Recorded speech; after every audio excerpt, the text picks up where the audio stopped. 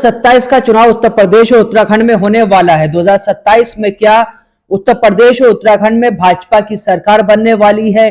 क्या मुसलमान भाजपा की तरफ आगे बढ़ रहा है, मुस्लिम समाज भाजपा के साथ जुड़ रहा है?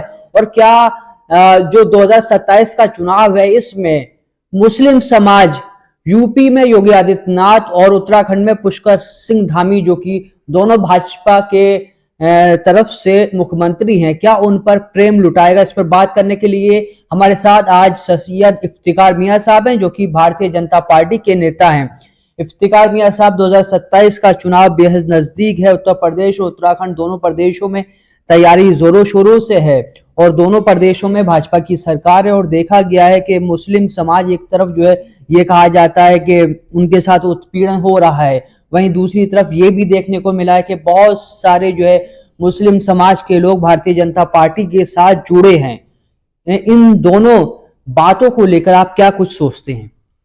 देखिए, 2027 का चुनाव में भारतीय जनता पार्टी बहुमत के साथ फिर जीतेगी, क्योंकि उसके जो काम हैं अगर हम उसको देखें, कब वह कान ले गया उस पर ना देखें, बल्कि हम ये देखें कि हमने जो आज तक गलत किया है उस पर ही प्रहार हुआ है। और जो हम गलत नहीं करेंगे, सही करेंगे तो अल्लाह गैब से हमारी मदद करता है।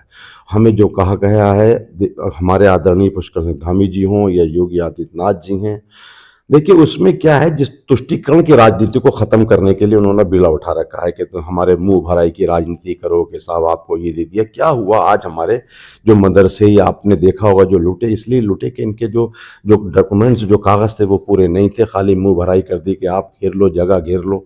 तो मैं ये कहना चाहता हूँ कि जो लोग बुद्धिजीवी है, जो इंटेलेक्चुअल मुस्लिम हैं, वो समझ गए हैं कि हाँ यार, अगर हम अपनी परिधि में अकॉर्डिंग टू हमारे जो कॉन्स्टिट्यूशन है और जो हमारे मानक हैं, जो स्टैंडर्ड है, उसके हिसाब से हम चलेंगे तो हम अपनी बात रख सकते हैं वहाँ पर कि भाई, और कोई भी सरकार ऐसी नहीं होती कि बेवजह आपको प्रताड़ित करेगी। तो इसलिए जो अच्छे अच्छे काम हैं, 3 तलाक वाला मसला था, हमको किसको पता नहीं था कि 3 तलाक में क्या था। जब ये लाए, जब उसकी चर्चा हुई तो हमें भी पता लगा, हमने भी पूछा अपने आलिम से हमें कि 3 तलाक में भाई क्या होता है, क्योंकि ये एक ऐसा कानून है कि जब आया तो हमें पता लगा कि जो हमारी शरीके हयात है, इशारे में एक जरा सा लफ्ज़ हो जाए तो जिना का रूप ले लेता है। तो हमें जो हमारे बच्चे हलाल पैदा हों, हम हलाल खाएं, ये सब एक अलग प्रोजेक्ट है कि जो जिन लोगों के दिलों अंदर हराम चला जाता है। आजकल हो क्या रहा है मुसलमान जी कि हम हराम के पैसे जेब में रख के हलाल के गोश्त की दुकान ढूंढने का काम कर रहे हैं। मैं किसी को क्रिटिसाइज नहीं कर रहा हूँ, किसी को कटाक्ष नहीं कर रहा हूँ। मेरा सभी मुस्लिम भाइयों से भी अपील है कि आप सही रास्ते पर हम चलें। अल्लाह ताला हम सबको सही रास्ते पे चलने की तौफीक दे और हम सब लोग मिलकर चलें, हिंदू मुस्लिम सिख ईसाई, इसको एक गुलदस्ता बनाएं। और वही चीज आज हमें देखने को मिल रही है। हमें ऐसा लगता है कि हमें प्रताड़ित किया जा रहा है, लेकिन हम सवाल ये खड़ा हो रहा है, जबकि जो है कांग्रेस और समाजवादी पार्टी ये इल्जाम लगाती हैं कि सिर्फ मुस्लिम को ही टारगेट किया जा रहा है। देखिए, अभी खेले का मामला हुआ तो दिलराज बेहड़ जी और जितने भी कांग्रेस के लोग थे, इन्होंने दूरी बना ली उससे। कोई कुछ नहीं, ना किसी का बयान आया, न वैसे इन्होंने मालूम है कि भाजपा को ये वोट देंगे नहीं और ये हमारे अलावा किसी को वोट देते नहीं है, उनका तो मर्जी है। अब ये जैसे नरसिम्हा राव थे वो कांग्रेस के, उन्होंने कहा ये तो गटर है, इनको क्या, ये तो जाएंगे कहाँ, ये तो इनको तो ऐसी पड़े, तो इनको तो वोट हमें देना है। तो इनको अपना वोट बैंक समझते हैं। तो जिस तरह से हमें तकलीफ हुई कि अगर ये कांग्रेस उनके साथ खड़ी होती, और जैसे अब बाद में जब लोगों ने आंदोलन किया और धरने पर बैठे और धमकी दी कि आप वहाँ पर हम नहीं जाएंगे, दिल्ली जो यात्रा गई थी इनकी, तो फिर लोगों को लगा, इन लोगों को भी, सबको कांग्रेसियों को, यार ये तो हमारे हाथ से निकल रहे हैं, तो फिर सब निकलने शुरू कर दिए। तो ये तुष्टिकरण की राजनीति करते हैं और हमें जो है उनको लगता है कि देखिए, हमारा कोई भी संविधान के अगर अकॉर्डिंग हम चलेंगे तो कोई भी हमें सरकार से डरने की जरूरत नहीं है। और मैं ये भी संदेश देना चाहता हूं कि अगर हम वक्ती तौर पे किसी भी पार्टी के बहकावे में आ जाएं और गलत काम करेंगे तो आने वाली सरकार हमें प्रताड़ित करेगी। इसलिए सभी मेरा अल्पसंख्यक भाइयों से निवेदन है कि अपने सारे काम ठीक कर लो। हमें ईश्वर की तरफ, अल्लाह की तरफ लौटना है, वहां भी मुंह दिखाना है। ये काम इबादत है। अगर हमारे काम हम चोरी कर रहे हैं, हमारा जो हमारे जमीन है वो हमारे नाम नहीं है, हमारे चगरोट हम जोत रखे हैं, हमने जमीनें कब्जा कर रखी हैं, उसके बाद हम जन्नत के तलबगार हैं, तो ऐसा नहीं होगा। और आप सब लोग जो मुस्लिम समाज के बहुत से ऐसे भाई हैं जो अल्लाह की इबादत करते हैं, जो सही रास्ते पर चलते हैं, सबको लेके चलते हैं, ऐसे बहुत से लोग हैं, ऐसे बहुत से मुसलमान मैं सब जानता हूँ, ज्यादातर ऐसे हैं। अब मैं अहमद सलमान जी आपको ये बताना चाहता हूँ, आप अच्छा हुआ आपने मुझसे सवाल पूछ लिया कि 90% लोग ऐसे हैं जिनको कुरान पढ़ना नहीं आता, और 99% लोग ऐसे हैं भारत में जिनको कुरान का तर्जुमा नहीं है। 99%, 1% कह रहा हूं बड़ी जिम्मेदारी के साथ। तो बताइए हमारा क्या होगा। मैं अपने बच्चों से अपील करना चाहता हूं, कुरान की तालीम को पढ़ें, कुरान की तालीम को तर्जुमे के साथ सीखें, कंप्यूटर को सीखें। और आप जब कुरान में क्या लिखा है, जब आपको कोई सवाल करेगा तो आप फिर उसको जो है उस सवाल का जवाब दे सकते हैं। जब हमें बच्चों को पता ही नहीं है, तो ये सब बातों को जब हम लेके चलेंगे तो फिर हम लोग ये सब खत्म हो जाएगा। जो लोग हमारी कम इल्म की वजह से, नॉलेज के अभाव के, ज्ञान के अभाव के होने की वजह से हम प्रताड़ित होते हैं, शिकार हो जाते हैं। तो इसलिए हमें पहले आपने अभी कुरान और जो है कंप्यूटर की बात करी, तो कांग्रेस पार्टी से जुड़े हुए नेता कहते हैं कि मोदी जी ने ये नारा दिया था कि हम मुसलमानों के एक हाथ में कंप्यूटर और एक हाथ में कुरान देखना चाहते हैं, मगर वो बात सिर्फ हवा हवाई हुई और जमीन पे धरातल पे वो चीज नजर नहीं आती है। नहीं, ऐसा है, इसको आत्मसात करने के लिए किसने मना किया है? देखिए, आज मदरसों का आधुनिकीकरण हुआ, उसके बाद उन्होंने कहा कि इसमें कुरान पढ़ो और हदीसें पढ़ो, उसके साथ साथ हमारी जो कंप्यूटर उसको भी पढ़ो।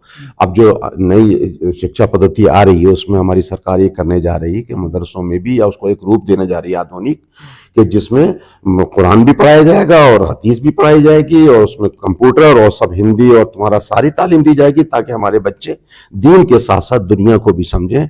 हम कट्टर का मतलब ये होता है अहमद सलमान जी कि हम सबको प्यार करें, कट्टरता से प्यार करें। ये नहीं हम हिंसक हों, हम वायलेंट हों, हम मारा मारी करें, जमीन छीनने में लग जाएं, बल्कि हम इस शिद्दत से प्यार करें। जैसे मैं आपको एक बात ये बता दूं कि ये कहा गया कुरान के हमारे नॉलेज ना होने की वजह से, हदीस ना पढ़ने की वजह से आज हमारे पर लोग इल्जाम लगाते हैं कि वो हदीसें कोट नहीं करना चाहिए जो फैब्रिकेटेड है। जैसे हमारे सरकार ने कहा था, जिनकी हदीस है कि अगर तुम्हारा पड़ोसी भूखा है तो फिर तुम्हें जन्नत के दरवाजे तुम्हारे पर बंद हो जाएंगे।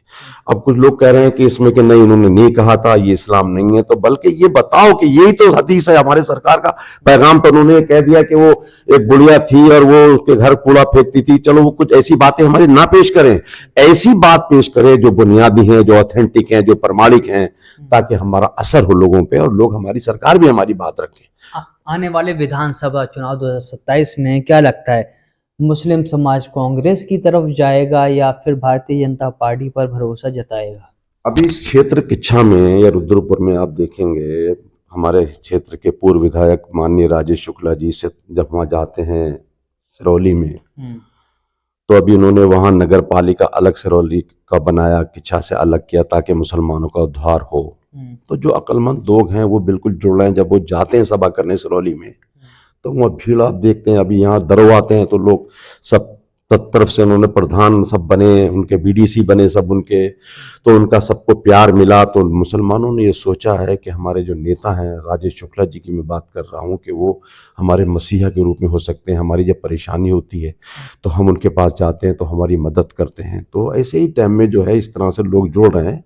आप सिरौली में उठा के देख लो कि इसको लेकर के जो लोग समझदार हैं कि यार नगर पालिका जब बनेगी तो हमारा अध्यक्ष होगा, हमारा अपना विजन होगा, हमारा अपना विकास होगा, हमारा अपना एक पूरा उसका अलग पैसा आएगा, विकास आएगा, तो फिर हमारा ही फायदा होगा उसमें। तो ये तो अच्छा सोचा है। अब उसको ही कुछ लोग जो है पहुंच जाते हैं कोर्ट में उसके खिलाफ।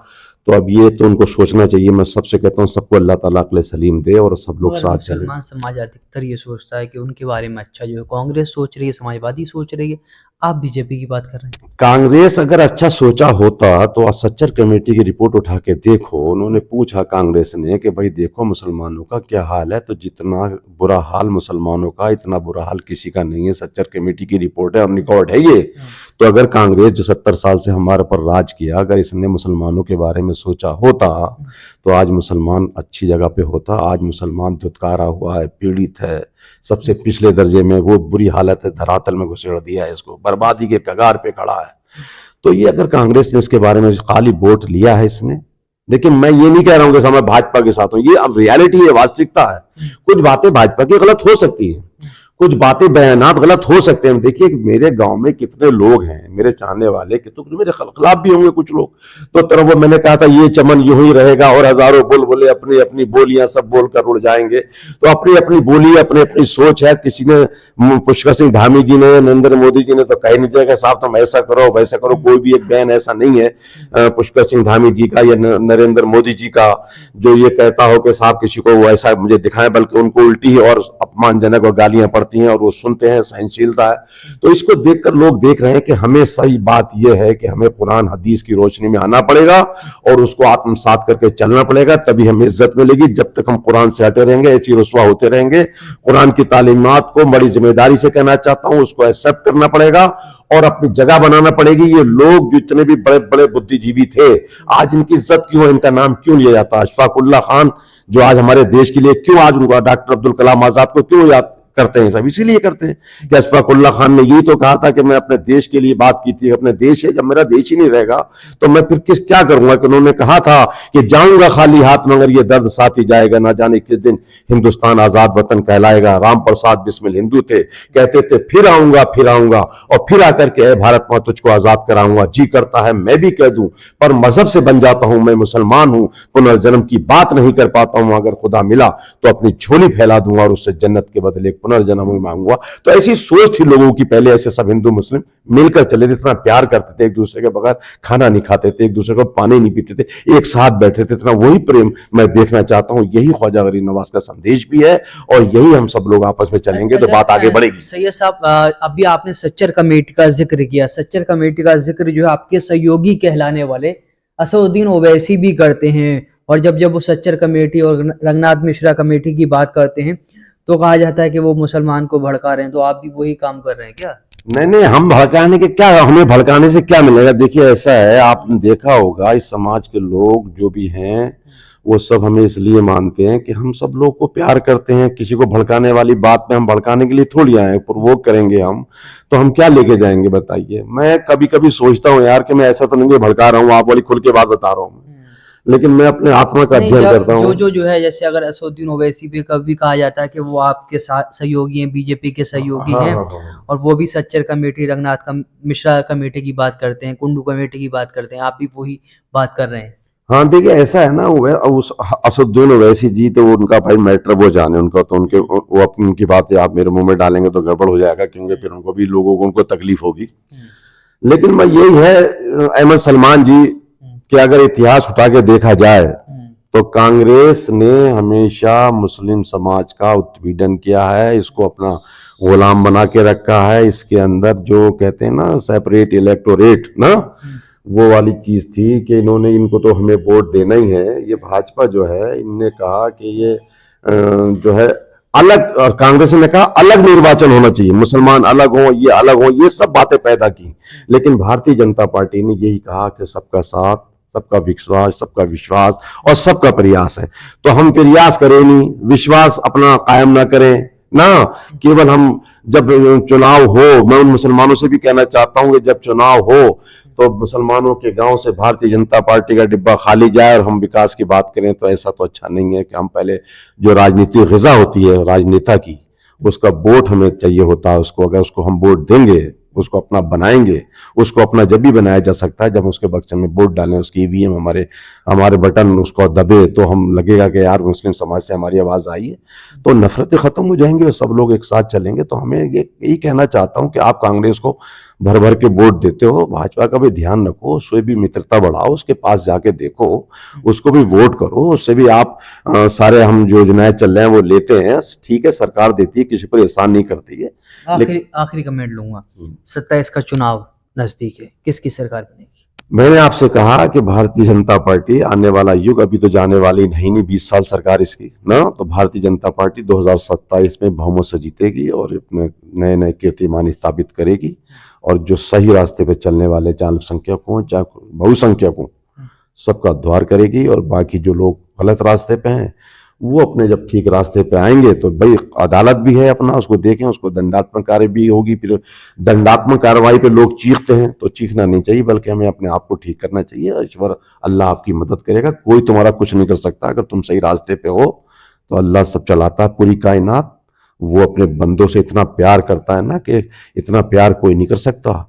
अभी हम जाके मस्जिद में नमाज पढ़ने बैठ जाएं कि अल्लाह हमारे पर जुल्म हो रहा है और हमारे माल अच्छे ना हो, हम पड़ोसी को भूखा रख के गए हो, अपने भाई का हक खाए बैठे हों, तो अल्लाह हमारी कैसे सुन लेगा? तो हमें अल्लाह जब भी हमारी सुनेगा, हमारी नमाजें जब भी कबूल होंगी जब हम जो है जो हमारे ख्वाजा गरीब नवाज का जो पैगाम था उसको आम करेंगे। हम दूसरे का भाव ना, दूसरे का भाव अगर हम पैदा करेंगे तो लोग हमें अपना दुश्मन मानेंगे। वो है ना एक उपनिषद की एक लाइन है, दुत यादा भक्ति। अगर हम किसी को दूसरे के भाव से देखेंगे, दूसरा देखेंगे, अहमद सलमान जी मैं आपको दूसरा समझूंगा कि अलग हो तुम, तो तुम्हारे अंदर एक अलग नफरत पैदा होगी कि मियाँ जी से हम इतना प्यार करते हैं, मियाँ जी आप मुझे दूसरा समझते हैं। तो हमें इसी तरह से सभी समाज के लोगों को, समाज के अंग है, हमारे समाज के हिस्से हैं सभी, इन सबको एक साथ चलेंगे, हमारा एक जो है एक भावना से सबको देखेंगे तो हम जरूर आगे बढ़ेंगे और हमारा ईश्वर भी हमसे खुश होगा, हमारे ख्वाजा गरीब नवाज भी खुश होंगे। जिस मैटर पे आपने आज बात करी, जो उनका 814वां उर्स है ये,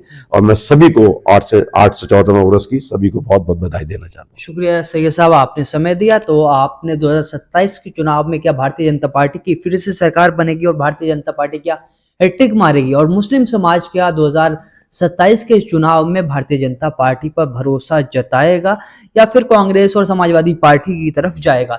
इन सारे सवालों पे इफ्तिखार मियां साहब ने बात रखी और उन्होंने बहुत अच्छे तरीके से बताया कि 2027 में क्या जो है मुस्लिम समाज का रुझान रहने वाला है। आपने सारी बातचीत सुनी, इस बातचीत को लेकर क्या कुछ सोचते हैं, क्या कुछ समझते हैं? आप अपनी प्रतिक्रिया जरूर दें।